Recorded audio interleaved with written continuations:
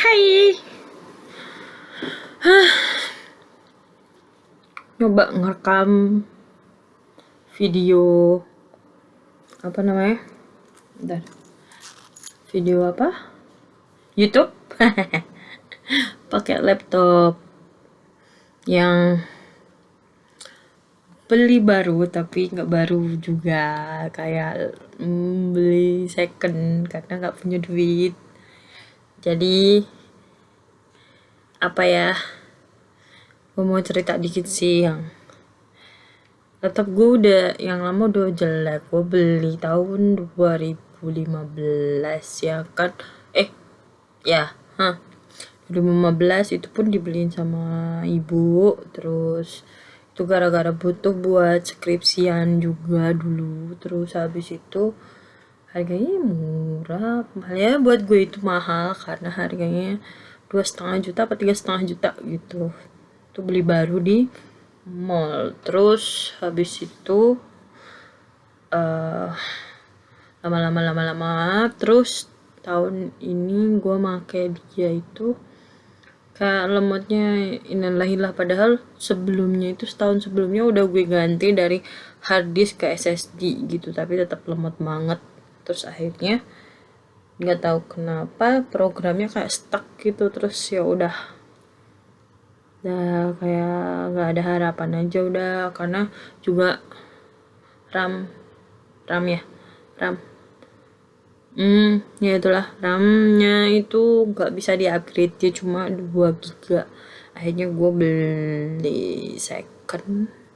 Nggak sih, awalnya gue pinjam temen gue, terus habis itu udah pinjam hampir sebulan ya, nggak sampai sebulan sih, paling ya sebulan lah, kurang 2 minggu apa 3 minggu ya gitulah. Nah terus habis itu laptopnya mau dipakai sama temen gue katanya buat pelatihan dia. Terus akhirnya gue bingung, and then gue pesanlah laptop second di salah satu e-commerce. Terus habis itu ternyata enggak sih, harganya kan 2,1 gitu. Terus second, tapi ternyata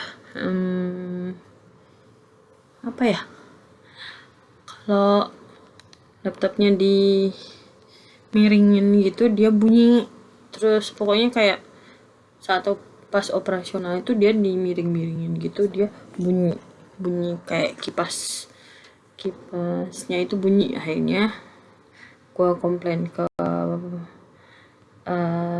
pedagangnya. Terus pedagangnya bilang mau nggak digaransi terus dikirim di alamat ini gitu. Terus gue nggak mau, karena gue maunya kalau dikirim di luar ketentuan e-commerce itu kan berarti bukan tanggung jawab uang dan lain-lainnya. Itu kan e-commerce enggak mau garansi gitu. Tapi kalau seumpamanya gue balikin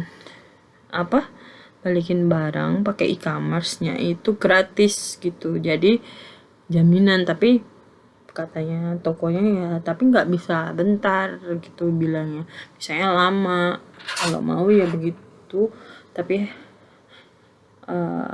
lama gitu. Dan balik uangnya juga kan nunggu prosedurnya Shopee dan lain. Padahal ya pas udah sampai barangnya dia juga nggak diapa-apain, sampai Shopee-nya itu ngeklik auto proses dari Shopee kalau seumpamanya barang udah dibalikin, udah sampai ke pedagang, terus nggak diproses sama pedagang, ya hitungannya ya beres gitu. Terus akhirnya baru uangnya juga kembali. Itu pun uangnya gue pakai Shopee Letter jadi aman, udah lah ya. Terus and then gue nonton live jualan laptop malam-malam tuh, pokoknya bukannya di toko itulah. Terus akhirnya gue dapet yang merek ini gitu, merek Dell. Terus yang Core i5 Gen 8 bagus kan, lumayan lah ya. Tapi pas gua beli itu yang 215 giga, terus RAM-nya yang 8 GB ya, akhirnya dapet. Tapi harganya 2,9. Terus after itu barangnya datang, tapi gue nggak suka sama e-commerce-nya itu kayak, kan gue pesennya apa ya dibilang, aduh satunya SMD apa sih, instan. Nah gue pesennya yang instan. Nah terus harusnya kan kalau instan itu 2 jam ya, tapi ternyata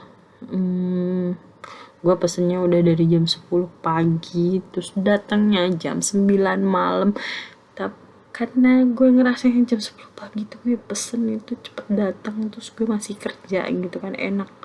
Tapi ternyata jam 9 malam dan gue naruhnya di lokasinya di kantor gue harus nongkrongin kosan teman gue, pada besok gue ada kayak 2 hari kemudian gue bakal ada skripsi, bukan skripsi, apa sih, sidang. Bener-bener yang sebel banget sumpah. Bukan ding, malahan jadi malamnya jam 9 itu barangnya dateng, terus jam 10 paginya gue harus sidang skripsi, sidang baru proposal sih, tapi kan tetap aja ya deg-degan gitu. Bener-bener yang last minute gue bikin proposal, apa namanya, apa tuh, ya itulah ya, PPT lah. Nah after itu gue lancar sih makainya, alhamdulillah. Ternyata laptopnya oke, merek Dell 530, pokoknya yang tipenya 500 bukan 530 tapi 5300, sorry 5300, Core i5 Gen 8. Oke, ini bagus nih kayaknya. Lumayan lah kalau buat laptop ini, lumayan buat gue. Bagus gak sih? Udah gitu. Terus minusnya di keyboardnya itu tulisannya ada huruf kanjinya, gak tahu dia huruf Jepangnya, aku juga bingung. Ada huruf Jepang, terus kayak nomor 1 itu atasnya itu @ terus nomor 2 itu atasnya pagar, nomor 3 pokoknya beda-beda gitulah. Ternyata beda juga di itunya. Ya akhirnya gua bikin apa, format keyboardnya gitu, terus gue ketik di apa ya, di edit kayak gini nih. Bentar, dimana kan nggak ada sih.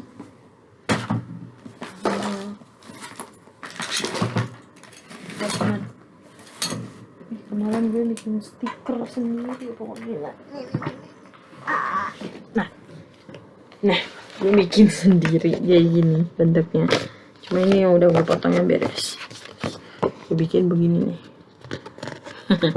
Bikin sendiri pakai kertas stiker, and then terus biar awet akhirnya gue pakai selotip biasa buat ngelapisinnya. Wah, effort. Tapi sebenarnya kalau punya duit juga gue mau mending beli itulah, apa namanya, stiker keyboard yang asli aja gitu. Tapi ya udah. Oke, berarti sekilas cerita gue, cuma buat gue upload di YouTube gue pribadi. Bye bye.